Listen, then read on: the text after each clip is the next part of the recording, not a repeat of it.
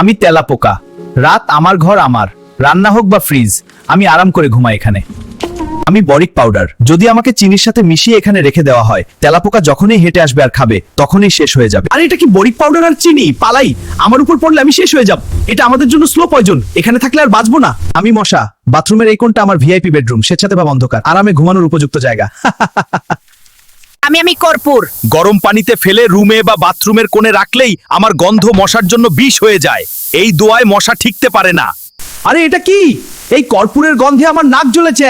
তুই এই বাতাস আমি একদম সহ্য করতে পারছি না। না না, এখানে থাকলে তো আমি বাঁচবো না, আমি পালাচ্ছি। আচ্ছা বাঁচাও। আমি পিম্পিলিকা, মিষ্টি হোক বা রুটির টুকরো, আমি তোর খাবারে আরামে ঘুমাই। দেখে না খেলে আবার কিন্তু চুপি চুপি চলে আসবো। আমি হলুদ, আমাকে যদি লবণের সাথে মিশিয়ে খাবারের চারপাশে ছিটিয়ে দেওয়া হয় তাহলে পিঁপড়ের দিন এখানে শেষ।